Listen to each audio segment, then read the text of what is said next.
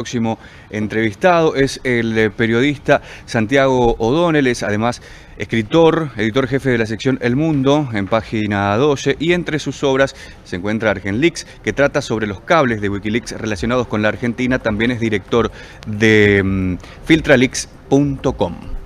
Y acá tenemos, y gran amigo de muchos años, y aquí tenemos el último, su prolífico escritor, el último libro, que casualmente tiene que ver con la relación de los medios, los servicios, las filtraciones. Pero me gustaría, Santiago, que vos mismo lo hicieras una especie de síntesis para una contratapa extendida para la audiencia del contenido del libro. Bueno, gracias Jorge por la invitación.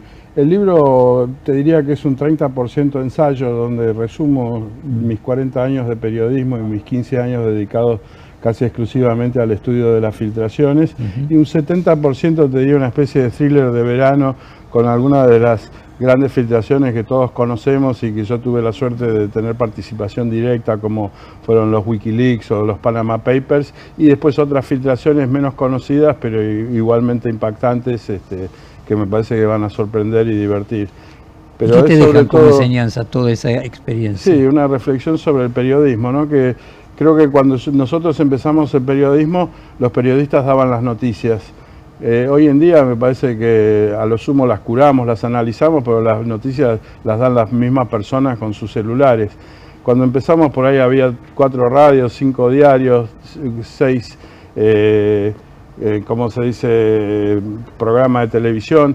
Y después lo demás, o sea, éramos los que contábamos las historias. Hoy en día cualquiera se mete en Instagram y encima la brevedad de la tecnología lleva a que cada vez haya menos historias. Entonces lo que queda es una función clave del periodismo, por lo menos desde los años 70, que es mostrar lo que el poder quiere ocultar. Y en ese camino de mostrar lo que el poder quiere ocultar, yo creo que las filtraciones, por el nivel de penetración que tienen, la capacidad de penetrar grietas que tiene, es el arma más efectiva que tiene el periodismo y quizá la sociedad toda para denunciar actos de corrupción y violaciones a los derechos humanos.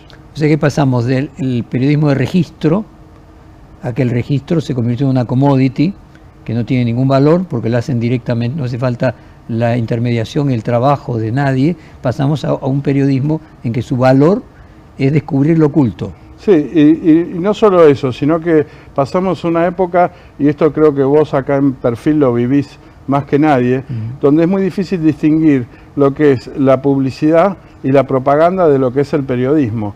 Y eso también influye tu historia, ¿no? La historia de Perfil, de no negociar con los poderes, hace mucho más difícil la tarea. Y es muy difícil para el lector saber, bueno, quién tiene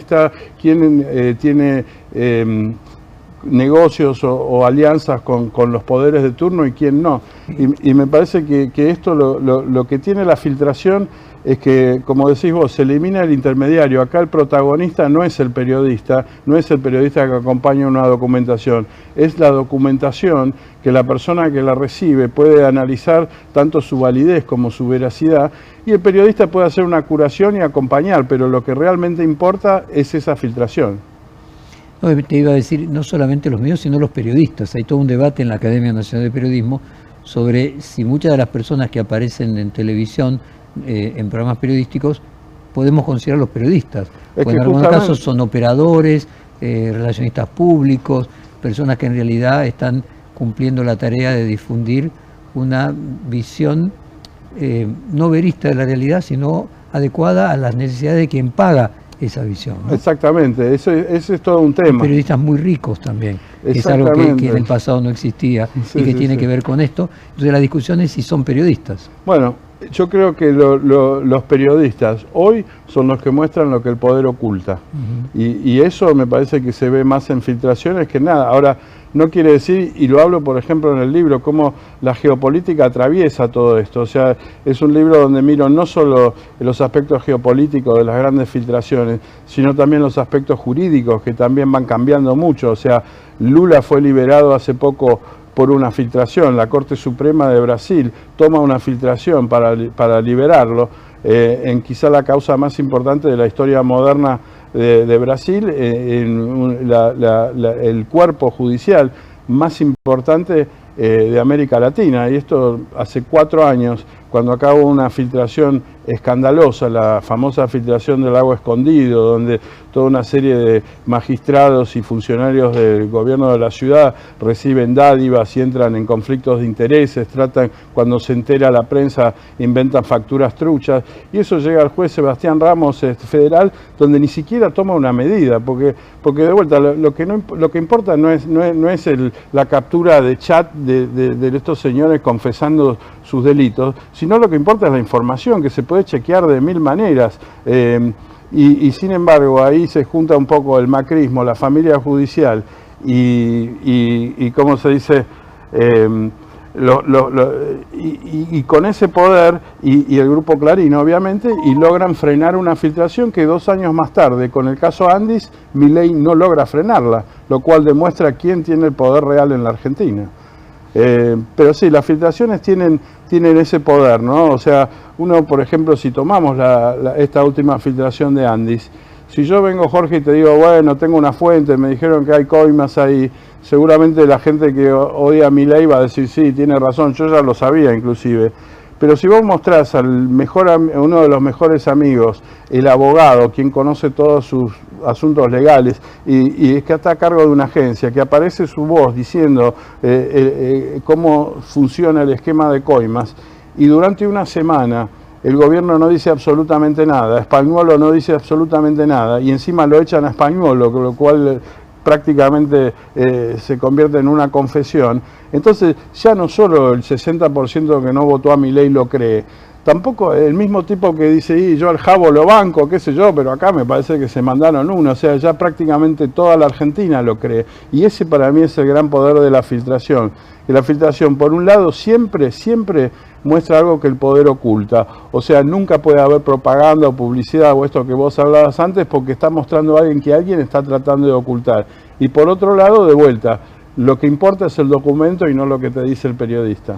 Santiago, me gustaría también compartir con la audiencia que vos fuiste la persona con más llegada a Julian Assange y a los Wikileaks. De hecho, a través tuyo yo llegué a Julian Assange, que finalmente ahora, después de, no sé, 20 años, queda teniendo una vida más o menos normal después de haber pagado enorme cantidad de tiempo detenido.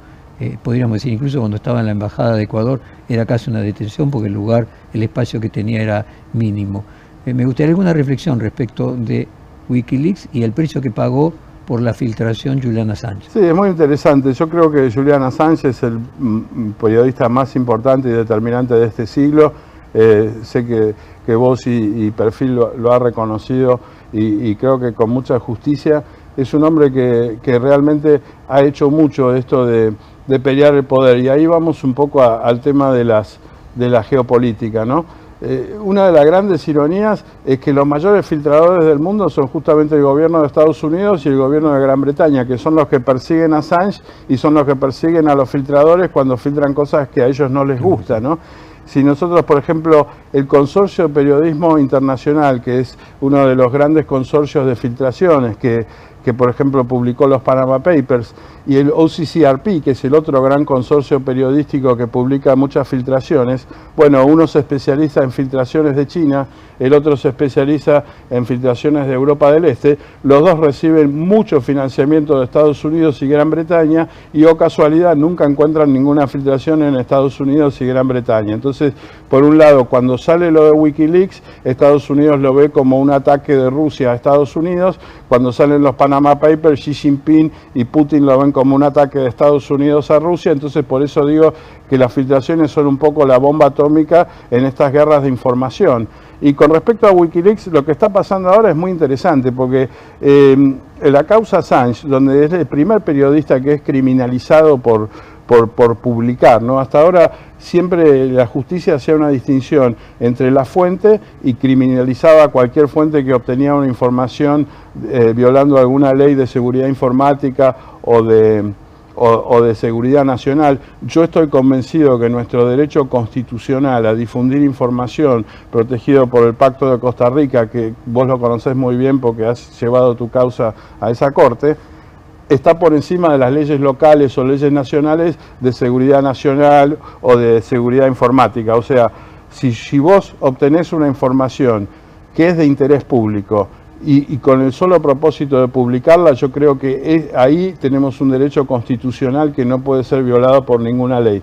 Dicho esto, llegó un momento en que prácticamente todos los organismos de derechos humanos del mundo, todas las organizaciones periodísticas del mundo, muchísimos gobiernos del mundo, todos los sindicatos de prensa, todas las instituciones que defienden la libertad de expresión en el mundo, clamaban y pedían la libertad de Assange. Esa unidad ahora se rompió y dentro de lo que es Wikileaks hay gente muy libertaria, hay gente muy de izquierda, o sea, de hecho Lula, por ejemplo, Correa, fueron algunos de los presidentes de izquierda, fueron los que más lo apoyaron. Y sin embargo también hay muchísima gente que lo apoya a Assange desde el lugar libertario. Entonces ahora es como que hay una gran interna en el mundo Wikileaks y Assange está ahí que no sabe bien qué hacer, ni qué decir, ni para qué lado ir, y está todo como el mundo expectante a ver qué va a hacer este gran genio del periodismo de acá al futuro. ¿Tuviste contacto con él cuando se fue a Australia?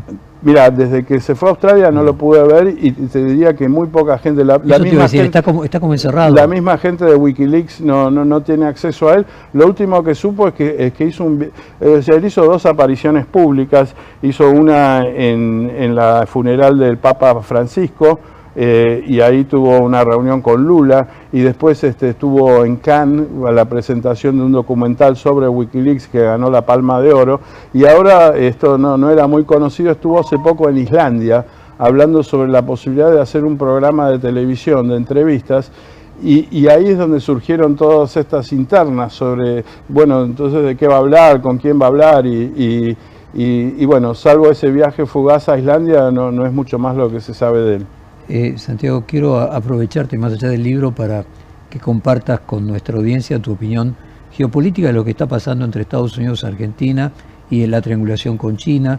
Comentábamos hace un ratito que el secretario de Guerra norteamericano decía que la situación mundial es de preguerra, como en 1939, que cada vez en el hemisferio norte se utiliza más la palabra guerra como algo cotidiano, lo que queríamos que había desaparecido de la agenda se convierte en algo no solamente posible, sino probable, y si crees que el acuerdo de Argentina con Estados Unidos se inserta de alguna manera en objetivos norteamericanos que tienen que ver con su no solamente guerra comercial con China, sino más allá de una guerra comercial.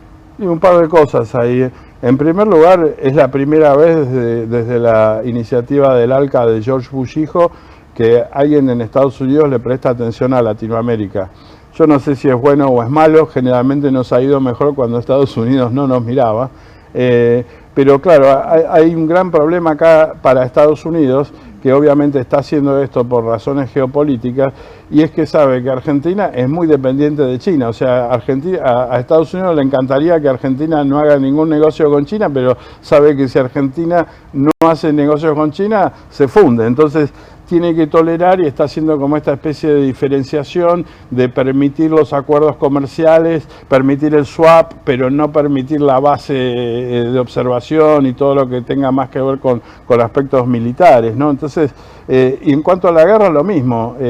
Me parece que Trump o sea, parece que es el gran emperador del mundo, pero si uno mira sus actuaciones, me parece más bien que es un presidente muy defensivo. Si uno mira lo que hace, poner barreras tarifarias, digamos, retirarse de todos los escenarios de conflictos bélicos, cerrar la guerra del Medio Oriente, tratar de hacer lo mismo con Ucrania. O sea, Estados Unidos me parece que se está replegando claramente, y Trump tiene una retórica que es muy violenta, pero si uno va a los hechos, no ha entrado en ningún conflicto bélico y se ha retirado de varios conflictos bélicos. Entonces hay que ver si todo lo que dice, yo creo que claramente la situación en Venezuela es muy preocupante, claramente ahí hay una provocación de un nivel que pareciera que Trump está totalmente comprometido con un cambio de régimen ahí, y eso obviamente, conociendo a Maduro y al chavismo, no va a ser algo sin fricción y sin tensión. Pero me parece eso, que a medida que el eje del poder mundial gira hacia Oriente, Estados Unidos se repliega en sí mismo, intenta consolidar su base de poder, abandona, digamos, la protección a Europa, trata de hacerlo lo menos posible fuera de Estados Unidos, y después sí, una política de gritar mucho que viene el lobo y no ir a fondo con sus amenazas, ¿no? Y creo que el pacto este con la Argentina es un buen ejemplo, ¿no? Primero te meto un montón de tarifas, te hundo, te castigo, y después me siento y negocio, que es lo que está haciendo en todo el mundo.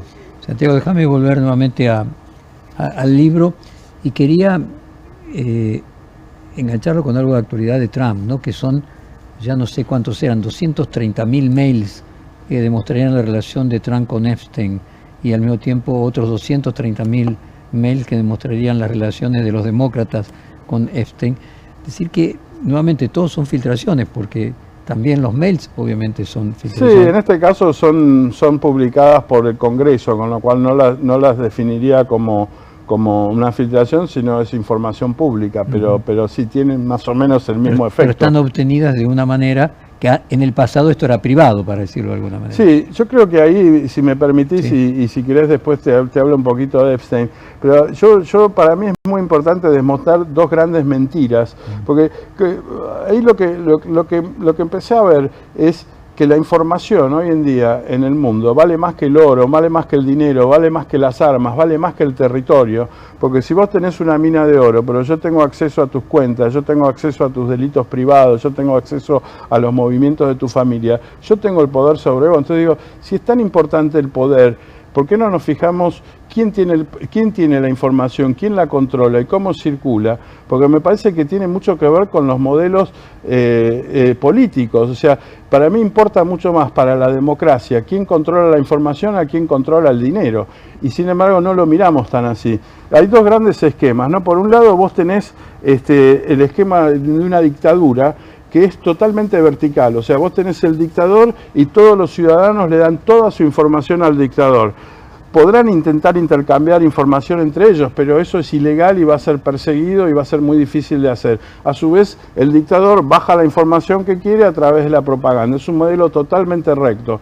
En la democracia, yo le doy mis datos a Netflix, Netflix se lo da a la Comisión de Valores a los organismos regulatorios del gobierno, yo puedo hacer un pedido de información al gobierno y conseguir esa información, vos le das los datos a Paramount Plus, qué sé yo, y la información va circulando. Entonces, a medida que deja de convertirse en un círculo y se convierte cada vez más en un ascensor, entonces la democracia se va muriendo.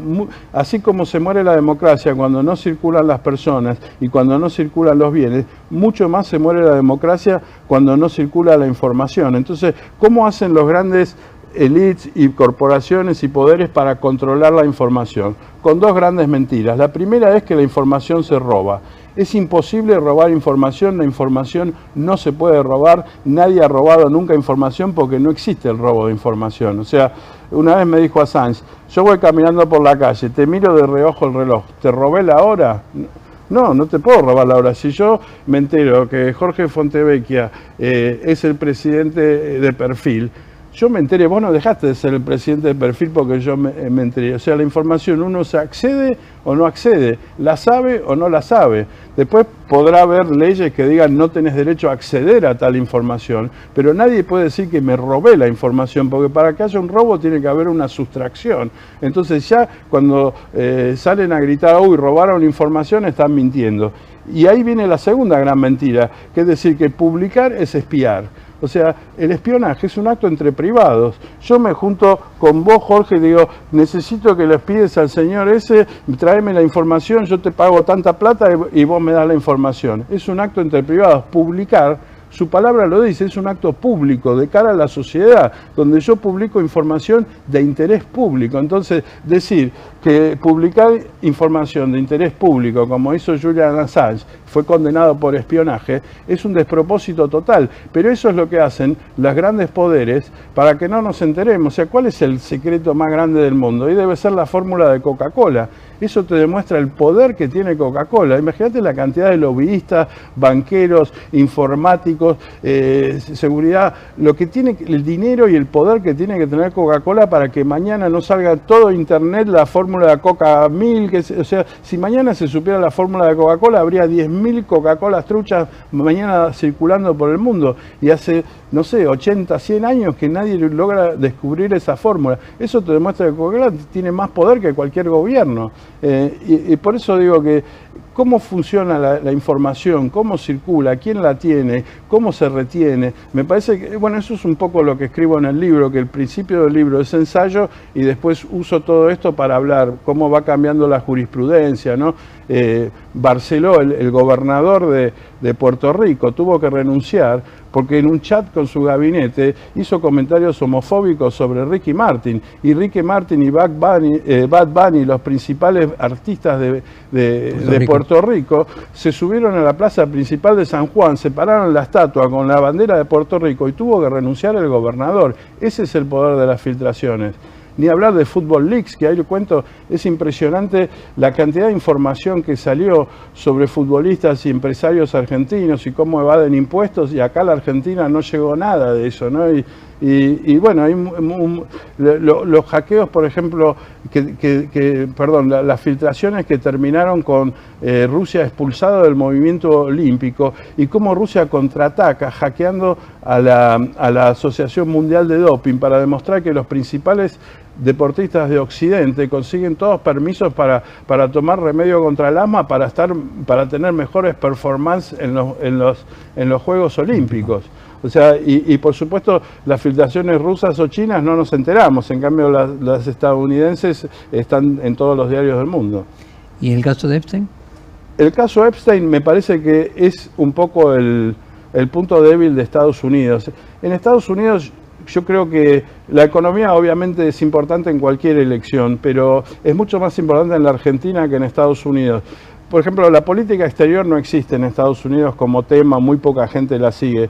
Pero este caso Epstein me parece que tiene un condimento ahí, porque no se sabe hasta qué punto Trump estuvo involucrado, y él que queda como a la defensiva porque no está haciendo lobby para que sus propios congresistas no permitan que se revele información sobre el tema.